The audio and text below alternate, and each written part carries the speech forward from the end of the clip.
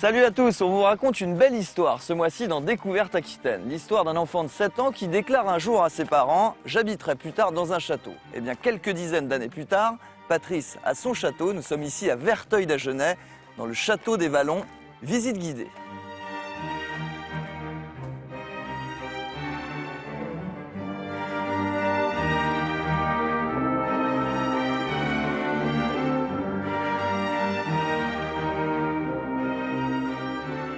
Bonjour Patrice.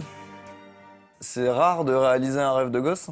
Oui, je sais, c'est rare, mais à force de persister, j'ai réussi à réaliser ce beau petit projet avec quelques amis. Quelques dizaines d'années plus tard? Oui, tout à fait, quelques dizaines d'années plus tard.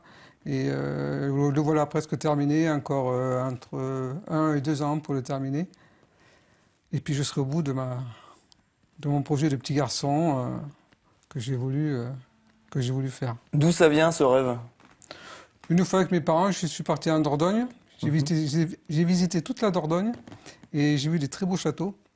Et j'ai dit à mes parents, un jour, quand je serai grand, j'achèterai un château. Voilà. Et mon rêve s'est réalisé. Donc pendant un an, tu as écumé l'Aquitaine, hein, la Dordogne. Alors avant, oui, voilà, c'est ça. Dès que j'ai vendu la maison que j'avais, j'ai été en Dordogne, voir si je pouvais trouver un château. Je n'ai pas trouvé ce que je voulais. Et après, j'ai vu une annonce dans le Lot-et-Garonne, j'ai vu cette ruine à vendre. Coup de cœur? Coup de cœur. Beau point de vue, beaucoup de travaux, mais coup de cœur. Voilà. Donc là, les travaux commencent. Les travaux commencent. Titanesque, on peut le dire, c'est le mot. Énorme. Donc on a commencé à le nettoyer, on a mis un an pour le nettoyer, et après on est passé à la restauration avec des amis. D'accord, des amis à l'époque qui n'étaient pas forcément des amis, mais au début, non. Vous vous êtes rassemblés, vous avez formé un petit groupe Petit à très petit, sympathique. on a sympathisé, ils sont venus me voir, on a sympathisé, ils avaient la même passion que moi. Et puis voilà le résultat d'aujourd'hui, quoi. On est rentrés tous dans le jeu et ils faisaient ça tous les jours, eux, et voilà, quoi. Voilà le résultat, quoi. D'une ruine, on est passé à un château. Un château en plus qui vit, hein, il y a du monde qui passe. Tout le temps, tout le temps. Il y a des chambres d'hôtes, on le verra tout à l'heure avec Elisabeth. Ouais, il y a un salon de thé. Voilà. Elisabeth est arrivée, mais ça m'a fait plaisir qu'elle vienne pour le redécorer, ça a permis de faire vivre le château. Et nous, si tu veux, on était entre garçons, c'était différent, mais elle a apporté beaucoup de chaleur, de charme. Ça nous a donné davantage de punch pour continuer à faire des plus belles choses. Il y a un double travail, hein. On le verra avec Mario, le tailleur de pierre tout à l'heure. Ouais. Il y a un travail de gros œuvres et il y a aussi un travail complètement artistique. Exactement. C'est là où Elisabeth est arrivée pour décorer tout ce qu'on avait fait, quoi, pour décorer toute cette masse.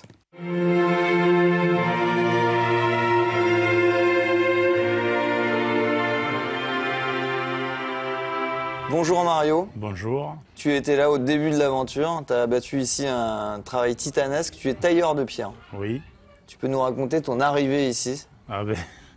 L'arrivée, ça a été quelque chose d'extraordinaire quand même, parce que c'est une grande aventure, mais je ne connaissais pas ni le propriétaire, ni le château. On n'a pas beaucoup d'éléments de l'historique du château, parce que les archives, on n'en a pas pu en prendre connaissance. Il aurait été fait en 2 parties, donc la première serait gothique, donc il ne resterait que le donjon, qui est à moitié détruit et enseveli, parce qu'il est resté plus de 3 siècles en ruine. Et ensuite, vers le fin 15e, début 16e, la partie Renaissance. Il y avait la toiture, mais qu'on a dû quand même restaurer à 90%, parce qu'elle était en très mauvais état. C'était très convivial, on partait ensemble le matin, on discutait un petit peu de ce qu'on allait faire en buvant un café. Quand on réalise un tel travail, quand on revient, on se sent forcément un peu chez soi. Ouais, on l'a fait pour nous, mais on l'a fait surtout pour le château, pour l'avenir. On a essayé de restaurer quelque chose qui peut-être dans 10 ans serait peut-être tombé en ruine. J'ai eu la chance quand même que Monsieur Durandet l'achète et que voilà, qu'on se rencontre bizarrement comme ça. Et que voilà, c'est peut-être, je sais pas, le château a fait un appel vers moi, peut-être pour, je sais pas, c'est bizarre, on peut pas arriver à expliquer des choses comme ça, quoi. c'est vraiment un coup de cœur, quoi, quand je suis arrivé. Et que moi, déjà, mon rêve, c'était de restaurer un château. J'aime bien la pierre, comme je suis tailleur de pierre, donc voilà. Tout le monde réalise son rêve, quoi, en fait, dans Voilà, en l'histoire. fait, le charpentier, tout le monde, le propriétaire, bon, aussi, mais lui, il est là, après, c'est à l'avenir, quoi. Le château, il n'est pas que pour lui, c'est un patrimoine ancien, mais en même temps d'avenir.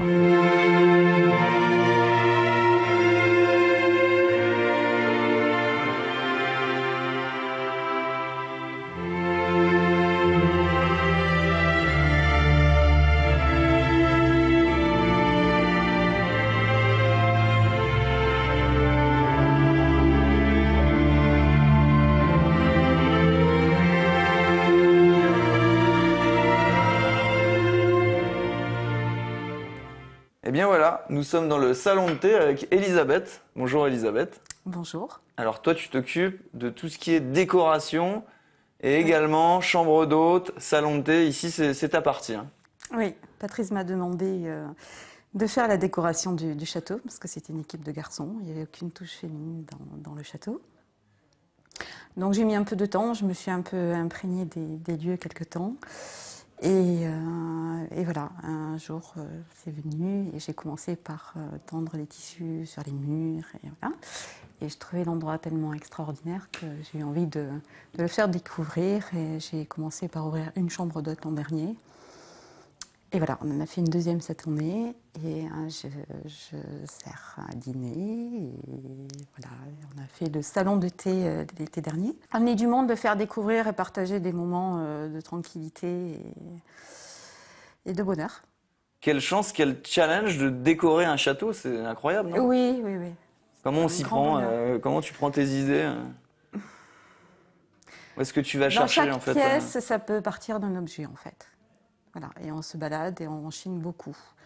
On a beaucoup de chance parce qu'on a trouvé beaucoup d'éléments qui s'adaptent très bien, en fait, dans le château. Il y a le tailleur de pierre, Oui, il y a c'est celui merveilleux. qui travaille le bois. Oui, oui, c'est merveilleux. Pour moi, c'est un grand bonheur d'être acceptée dans cette équipe de garçons et de partager cette aventure, effectivement. C'est un endroit qui est très paisible, l'environnement, avec les vallons autour, est magnifique, une belle vue. Et voilà, partout, c'est que du bonheur.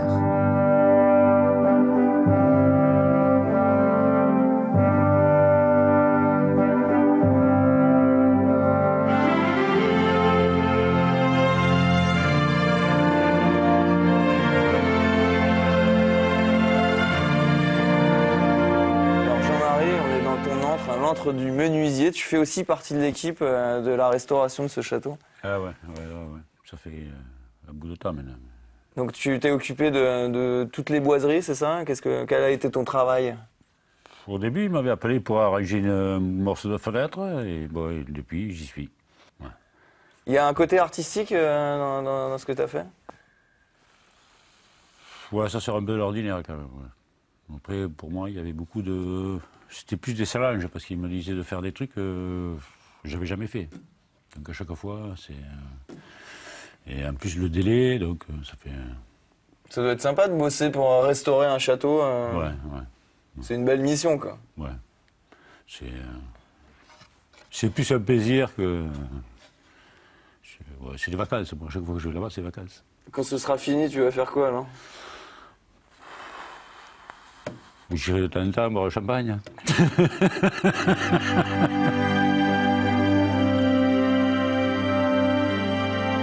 Elisabeth, les chambres d'hôtes, le salon de thé. Autre manière, enfin, d'accueillir le public ici, les concerts.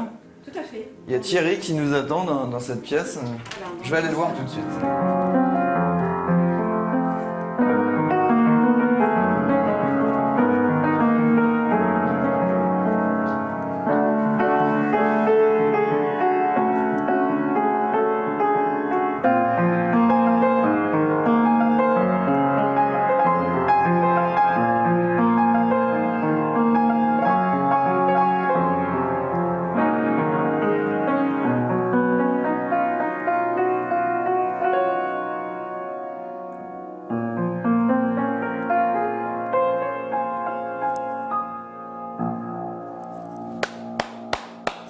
Bonjour Thierry, bravo. Bonjour, merci à toi. Ça fait quoi de jouer ici? Écoute, beaucoup d'émotions. Beaucoup d'émotions parce que j'ai bien repéré que c'était un lieu de passion, puisque construit par quelqu'un qui a une passion, et je pense que les passions se rejoignent, qu'elles soient dans la pierre ou dans la musique, comme c'est mon cas. Contrairement aux apparences, Thierry n'est pas un pianiste, c'est un aquarelliste musical. Ça veut dire quoi Thierry? Ça veut dire simplement que je trace des esquisses. J'essaie d'apporter des harmonies colorées et poétiques, dans le sens où j'ai le souhait que chaque auditeur puisse rentrer justement dans l'espace libéré par la poésie et faire son propre voyage, à travers ses propres émotions. Pur autodidacte? Quasiment, on va dire. Allez, j'ai étudié quelques notes, je crois bien 7 ou 8, et travaillé 6 mois sur des partitions, et puis ensuite j'ai tout arrêté, parce que je sentais qu'il était possible de faire de la musique sans partition. Voilà. Tu reviendras jouer ici, dans cette salle?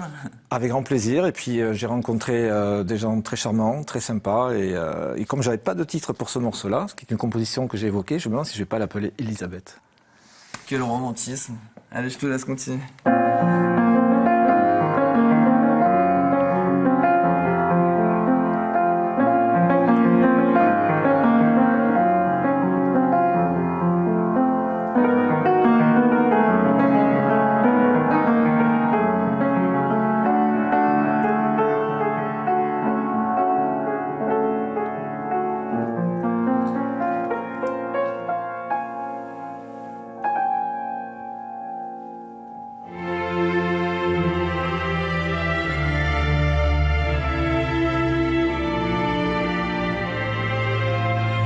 Question subsidiaire. On fait quoi après avoir réalisé son rêve? Mais je voudrais m'acheter une maison au bord de l'eau, une petite maison de pêcheur, pour y passer des jours paisibles. Rassure-moi, c'est pas une maison encore à restaurer. Non, je crois pas. Ça sera suffit. c'est ma dernière réalisation.